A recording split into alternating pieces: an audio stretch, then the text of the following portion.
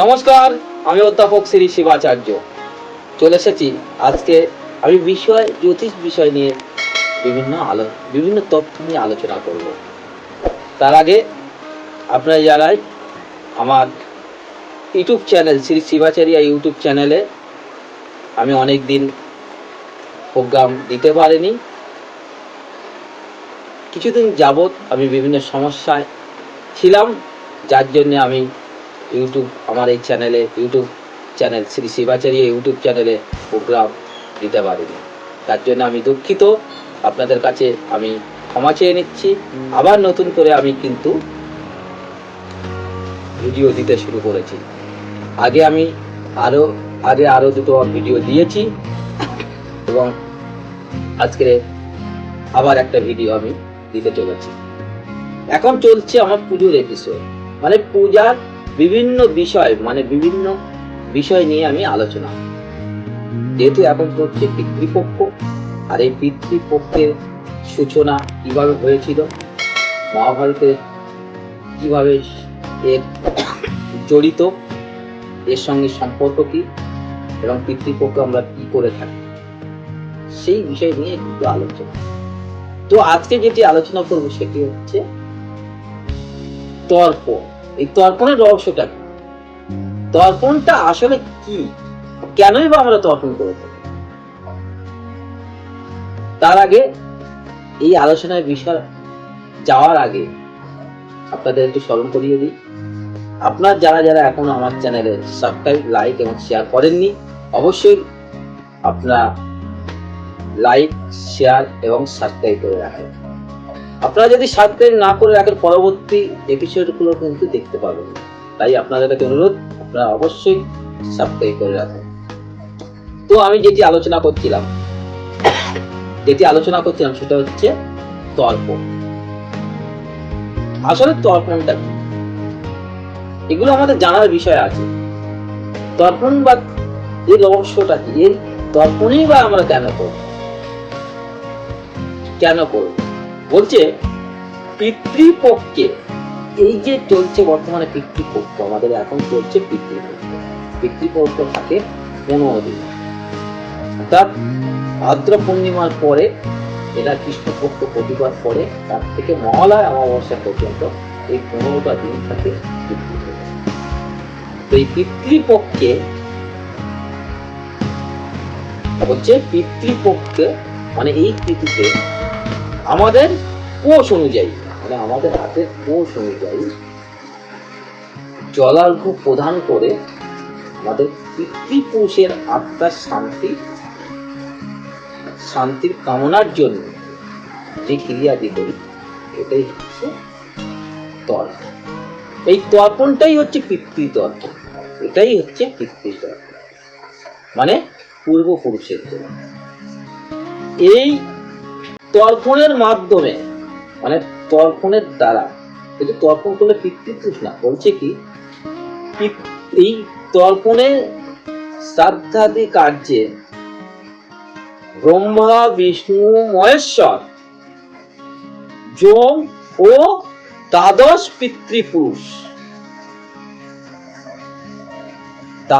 পিতৃপুরুষের আত্মার শান্তি হয়, মানে আত্মার মুক্তি হয় এই তর্পণের মাধ্যমে। ব্রহ্মা, বিষ্ণু, মহেশ্বর, যম ও দ্বাদশ পিতৃপুরুষ, তাহলে অবশ্যই আমাদের তা তর্পণ করা দরকার। বিভিন্ন পুরাণে এটা বলে গেছে যে পুত্রের দ্বারা শ্রাদ্ধাদি সম্পূর্ণ হলে তাহলে মৃত ব্যক্তির আত্মার শান্তি পায়। যদি পুত্রের দ্বারা শ্রাদ্ধাদি সম্পূর্ণ না হয়, তাহলে এই মৃত ব্যক্তির আত্মার শান্তি কোনোদিন পায়। তার জন্য শ্রাদ্ধাদি অবশ্যই পায়। সেক্ষেত্রে আমরা প্রতি বছর, মানে আমরা বাৎসরিক ক্রিয়া করতে পারি না, তার জন্য আমাদের এই তর্পণের মাধ্যমে শ্রাদ্ধটি সম্পূর্ণ করা হয়। এবং তর্পণের বিভিন্ন বিধি নিষেধ আছে, তার বিভিন্ন মানে উপাচার আছে, বিভিন্ন উপদ্রব মানে যে দ্রব্যগুলো লাগে সেগুলো আছে, সেগুলো আপনারা যেখানে করবেন, যেখানে গিয়ে বিশেষ করে কোনো বহমান জলস্রোত, এটা নদী, বিভিন্ন গঙ্গা, যেখানে যেখানে পারেন আপনার সেখানে গিয়ে জলাশয় নাভি পর্যন্ত জলে নেবে, যে হাতের কোষ অনুযায়ী জলার্ঘ প্রদান, এটাই হচ্ছে দম। বিভিন্ন পুরাণে বিভিন্ন ভাবে এটাকে কিন্তু এই বিষয় নিয়ে আলোচনা করে, মহাপুরুষরা বিভিন্ন ভাবে আলোচনা করে। গরুড় পুরাণে বলেছেন যে পুত্র বিনা মুক্তি নাই। আবার মার্কণ্ডে পুরাণে বলেছে যে পুত্র দ্বারা পিতৃগণ শ্রাদ্ধে তুষ্ট হলে, খুব সুন্দর একটা কথা বলেছে যে পুত্র দ্বারা, মানে মার্কণ্ডে পুরাণে বলেছেন যে পুত্র দ্বারা পিতৃগণ তুষ্ট হলে তাহলে স্বাস্থ্য, ধন, জ্ঞান, দীর্ঘায়ু ও মোক্ষ প্রদান করে। তাদের আত্মা যদি শান্তি হয় তাহলে তোনারা স্বাস্থ্য, জ্ঞান এবং দীর্ঘায়ু, মোক্ষ প্রদান করে।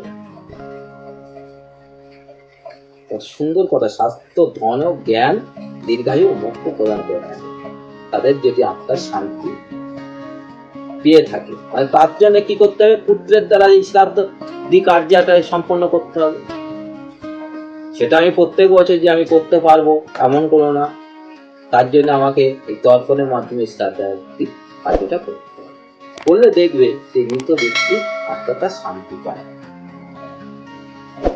তো এই বিষয়ে আমি আলোচনা করছিলাম, আলোচনা তো চলছে, আরো আমি আলোচনা করব। তার আগে আরো একটু স্মরণ করিয়ে দিই, যারা আমার এই ইউটিউব চ্যানেলে, আমার চ্যানেলে মানে শ্রী শিবাচার্য ইউটিউব চ্যানেলে যারা এখনো সাবস্ক্রাইব, লাইক এবং শেয়ার করেননি, অবশ্যই আপনারা সাবস্ক্রাইব, লাইক এবং শেয়ার করবেন, তাহলে পরবর্তী এপিসোডগুলো দেখতে সুবিধা হবে। কারণ মানুষ এখন যে যুগ চলছে, প্রত্যেক মানুষ কিছু না কিছু সমস্যায় ভুগছে, এবং এই সমস্যা আপনার ঘরে আছে, আমার ঘরে আছে, প্রত্যেক ঘরে ঘরে এই সমস্যা আছে। এই সমস্যার সমাধান একজনই দিতে পারে, সে হচ্ছে একজন ভালো অভিজ্ঞ জ্যোতিষ। একজন ভালো জ্যোতিষ ও তান্ত্রিক দ্বারাই কিন্তু এই সমস্যার সমাধান হয়। তার জন্য আপনাকে অবশ্যই পরামর্শ নিতে হবে ভালো অভিজ্ঞ জ্যোতিষ বা তান্ত্রিক দ্বারা। আর একান্ত যারা মনে করেন যে আমার সঙ্গে সাক্ষাৎ করতে চান, তার জন্য আমার স্ক্রিনে বিভিন্ন চেম্বারের ঠিকানা যাচ্ছে, আমার হোয়াটসঅ্যাপ নাম্বার, অনলাইন অফলাইন যেটা ভালো, যেটাতে আপনি পারবেন সেভাবে আপনার প্রশ্ন যোগাযোগ, তাহলে আমি যে কোনো সমস্যার সমাধান আমি বার করে দেবো, সেই পথ আমি দেখিয়ে দেবো। কারণ আপনার ভাগ্য আমি গড়ে দিতে পারবো না, আপনার ভাগ্য আপনাকে নিজে করতে হবে, কিন্তু এই পথটা আমি কিন্তু আপনাকে কেমন ভাবে চললে আপনার ব্যবসাটা, আপনার ব্যবসা ভালো চলবে, আপনি কি নিয়ে পড়াশোনা করলে আপনি আপনার রেজাল্ট ভালো হবে, আপনি ভালো কর্ম পেতে পারেন, ভালো চাকরি পেতে পারেন, কিন্তু পথটা আমি দেখিয়ে দেব। কারণ একজন অভিজ্ঞ জ্যোতিষী পারেন সঠিক পথটা, তার জন্য আপনাদের যোগাযোগ করতে হবে। তো আমি যেটা আলোচনা করছিলাম যে এই তর্পণের রহস্যটা, তর্পণ নিয়ে বিভিন্ন পুরাণে বিভিন্ন বিভিন্ন ভাবে ব্যাখ্যা দিয়েছে, মহাপুরুষরা বিভিন্ন ভাবে ব্যাখ্যা দিয়েছে। তো আসলে তর্পণটা মোদ্দা কথা একটা হলো যে নিজের কোষ অনুযায়ী পিতৃপুরুষকে জলার্ঘ্য প্রদান করা, এটাই হচ্ছে একটাই কাজ, হচ্ছে যে এই তর্পণ অবশ্যই আপনাদের করা উচিত। তো আমার এই এপিসোড এই পর্বটা আমি কিন্তু এখানে শেষ করতে চলেছি। তবু যাওয়ার পথে একবার আপনাদের স্মরণ করিয়ে দিই, আপনারা আমার চ্যানেলকে আমার চ্যানেলের গ্রোথ বাড়াতে অবশ্যই সাবস্ক্রাইব, লাইক, শেয়ার করে রাখবেন। শুধু আমার চ্যানেল গ্রোথের না, আপনাদের জীবনে যে সমস্যা আছে সেগুলো সমাধান অবশ্যই হয়ে যাবে এই চ্যানেলকে সাবস্ক্রাইব করে রাখবেন। আমার চ্যানেলকে একটু ফলো করতে হবে, আমার ভিডিওগুলো দেখতে হবে, আমি কি বলেছি, কোন পথ দিয়ে বেরোলে আপনার সমস্যা থেকে আপনি বেরোতে পারবেন সেগুলো আমি আলোচনা করছি। সেগুলো কি আমার ভিডিওগুলো দেখতে হবে, তাহলে অবশ্যই আপনার সমস্যা থেকে সমাধান পাবেন। আপনার সমস্যা থেকে বেরোনোর সমাধান অবশ্যই পাবেন। তো সকলে ভালো থাকুন, সুস্থ থাকুন। নমস্কার।